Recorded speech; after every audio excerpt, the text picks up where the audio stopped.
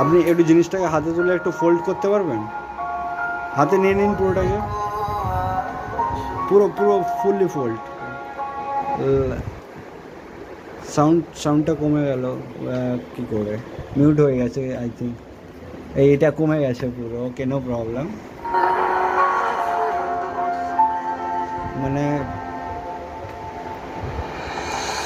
मैं समझूं तेरे समझ तू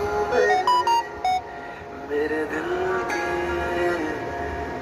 जज्बात तेरे